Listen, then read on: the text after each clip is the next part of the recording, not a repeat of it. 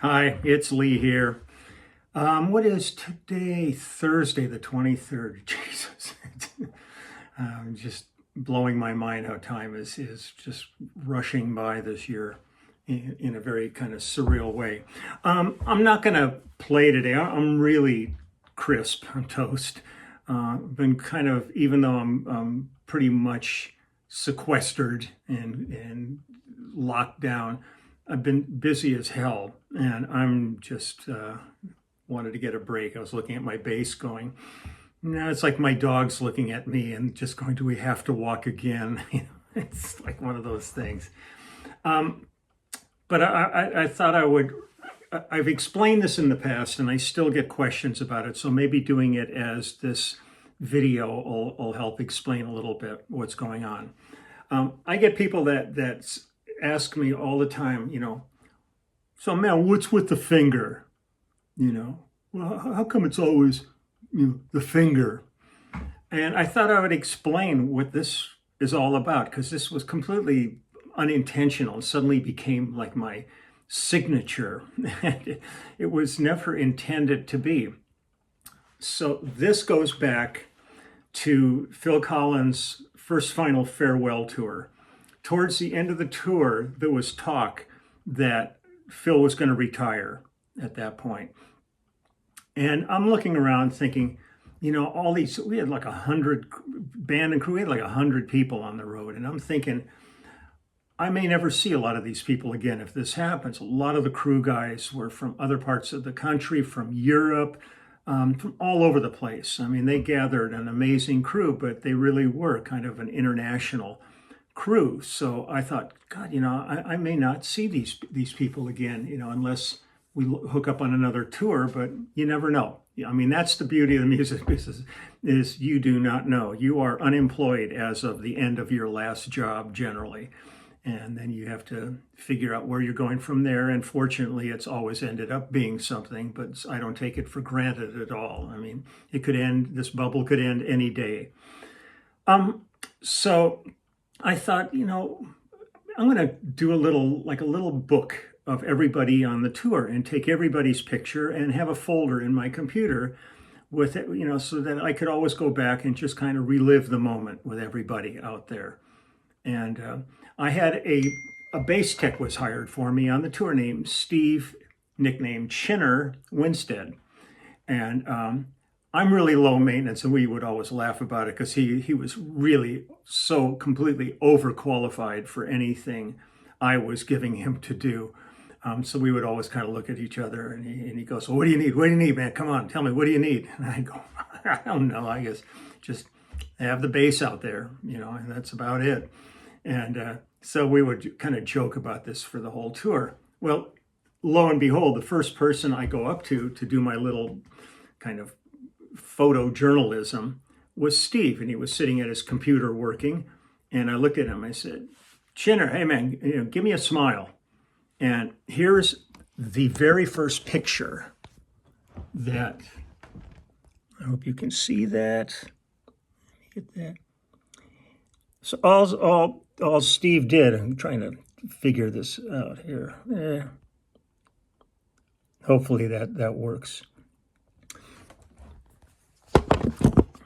So Steve flips me off, and I kind of walk away, and I'm looking at it, and I go, oh, this is actually pretty cool. Maybe I'll get everybody to do that. So I got everybody to do it. I got Phil and his manager, Tony Smith. I got the band. I got all the crew. I got the caterers, the truck drivers, the bus drivers. I mean, everybody that was involved. And I created a little folder and tucked it away in my computer, and that was it. Then, like 2 years, I guess, or so after that, was when I got called to work with Toto. And so when we were out on that tour, at the end of the tour, I would, maybe I'll do that again. So I got each of the guys in Toto and everybody in the crew to all flip me off, because it's like if you have one of something, you just have one of something. If you have multiples of something, you have a collection. And I've been a voracious collector my whole life. I've got mountains of kitsch and all kinds of crazy shit in my house. And because the road was fertile ground, especially back in the early days of touring. We would hit towns, man. With the internet, people are a lot hipper to what they've got and what it's worth and all that. But man, I was finding all kinds of stuff, and I'd take empty road cases with me and fill them up on the road, hitting like while everybody was sleeping in or whatever. I'd be hitting all the junk shops and antique malls, all that stuff. So I went out with Toto and got all those pictures. And at that point, it got up to about 250 or so pictures. And it really started to turn into something. I kept looking at it going, yeah, this is ridiculous, but pretty cool. And then it just started going. And I found myself in almost every situation. I would just, walk up to, I'd be sitting on in an airplane. And I'd look at the people all sitting around me and say, hey, come on, flip me off. And they go, what? What are you talking about? And I said, come on, flip me off. And they'd go, they'd go for it. And it's just gone on and on and on. And I've ended up amassing about 12,000 photographs of people flipping me off. And it's really fascinating. It's a fascinating study. But like I go to the NAMM show and I'm just walking down an aisle and guys come running up to me going, am I supposed to do this? And I just take out my phone, snap their picture, and it's hysterical. I mean, somehow I became known for this, and there was no intention, there was no mean-spiritedness about it. Flipping somebody off. It's one thing if somebody comes up to you and says, "Hey, give me the finger." It's another thing when you're on the freeway and somebody cuts you off and you see, and they're, they're ready to pull over and duke it out on the side of the road or shoot you, whatever, their preference is. But so it's just gone on and on and on, and to me it's such a fascinating collection at this point. The oldest person I've got was, I think she was about 102. The youngest in there is an ultrasound. This friend of mine, Chris Caswell, I think it was Chris's granddaughter in vitro, and you see a little hand going like this. But all kinds of characters in there. People would say to me, "Oh, you should, if you're going to do something, use that Johnny Cash picture of Johnny giving the finger." And I went, Jim Marshall took that picture. And there's no way I really ultimately would only use pictures if I do anything that I've taken, so that there's no, weird lawsuits or anything like that. But fortunately, when I got a picture of Slash was wearing a T-shirt with the Johnny Cash picture on the T-shirt. So I got a double out of that one. And the thing I find fascinating about it all is there's only a few ways of giving the finger. It's like James Taylor, he does it this way with that finger rather than that finger. David Crosby, did like multiples. And I mean, it's people come up with really, creative ideas for it, but that's not what I care about. What I love is this. People's faces, when they're given the opportunity to give the finger, are infinite in expressions. And it's just a trip to go through all my pictures and just see. I mean, I've got everybody from Jack Nicholson to Gwyneth Paltrow, to Rob Morrow, all kinds of actors. I've got lots of athletes, and tons and tons of musicians and stuff, and also just tons of the average person on the street. I've become somewhat shameless when I see somebody interesting, and I just go up to them and say, "Hey, come on, would you, flip me off?" There was a great looking guy that was at kind of sort of panhandling at the exit of Costco, and I pulled up, and he looked just great, and I just said, "Do me a favor, man, just flip me off, man." And he gave me the best flip off, and I gave him a $5 bill for his flip off, and he was thrilled. It was a win-win for both of us. So at this point, just before all of this, the pandemic really hit, I was actually talking to some people, and I've talked about this for a long time, but actually talking seriously about doing a coffee table book with all these pictures and stories that would, go with some of them.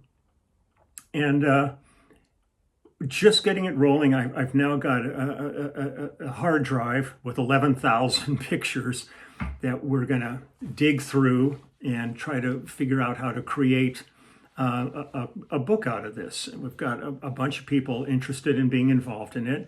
I'm probably going to do a Kickstarter or a GoFundMe thing just to get this whole thing rolling. And I would, for anybody that would donate to that, we'll figure that out, because it's something I've never done before. But the people I'm talking to understand how all that works.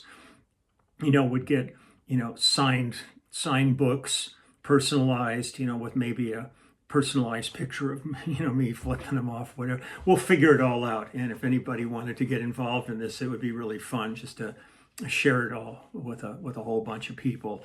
And I'd like to do something like this and be able to donate some of the funds of that to a charity. There's a couple charities I'm involved with, and it would really be nice to throw some dough their way when this is all said and done. So because of the situation with the pandemic, I'm not sure when we're going to be able to get back started with this again, but once we can actually sit in the same room and meet and discuss things, then I'll really get this thing rolling. But I just wanted to kind of just explain where the fingers, because some people get really offended by it. They just go, this is disgusting, it's so immature and all that. Well, I kind of hope so. At this point in my life, I don't mind being accused of being immature. But it's a lot of fun. It's a real leveler when you're doing this. And I've got groups. I mean, I got the entire Nokia Theater in Los Angeles to flip me off. I've done master classes and big clinics and stuff, and get entire rooms. We did base camps with Warwick in Germany, and I got everybody at the base camp in giant group photos doing it. So it's a lot of fun to me. It really is a real expression of humanity. I went to Mexico City to the Fermata Music School and did a master class, and got all the students down there. Man, they were like all over it. I did a master class with a group of students from Japan. Man, they were into it. So it's fun. There's nothing offensive. It's never meant to hurt anybody's feelings or make them think, that this is not cool. It's just fun. So thank you, Steve Winstead, my friend Chinner, for kicking this whole thing off by flipping me off because I was a putz to him, and at least in his mind, and getting the ball rolling. And the hardest part of it is I look through it, and it's really quite stunning to me how many. I could almost have an in memoriam section of the book, because so many people have passed since I got their pictures, and there's something really kind of endearing when I see them. They suddenly come back to life, because when they were giving me the finger, they were very alive and very vital. And so it's pretty cool to do that. And so that's it. I know what I want to play tomorrow, and I've got kind of an explanation about. I've got an explanation about some aspects of it, and so I'll jump back in tomorrow and do this. But again, just my daily shout out to everybody that are working so damn hard to protect, to save, to preserve the world as we know it. It's such a surreal time. And I had to drive across town today from I live out in Pasadena, and I had to drive out to West Los Angeles today, and just to see the streets just deserted. I mean, it really is just a sci-fi movie out there. And but seeing them deserted means that people are heeding the warnings and staying indoors and not out there being ridiculously stupid by putting everybody in danger, certainly within their own household. To come out and gather in these groups and go home and give grandma and grandpa a big hug, and next thing you know, you can't even attend their funeral. You have to watch it on Zoom. Be real careful with this. This is nothing to be taken lightly at all. This is a deadly serious problem that we've got going on now, and it may take a while for this, and the frustration and stress is mounts every day, but the alternative to it is really horrible. So take good care of yourselves. Take a moment, think about all the people that are working so hard. I've been getting nice notes back from people that are working at grocery stores, stocking shelves and stuff, just saying thank you. And man, thank you. I'm just doing these things. You people are out there dealing on a whole other level. So you're remarkable. And that's the story of the finger. And if I'm fortunate enough that we get back on the road and things open up and you see me at a gig outside, inside, anywhere, feel free just to come up and give me the finger. I'd appreciate it. I look at it as a sign of affection. So I'll see you tomorrow with a new tune.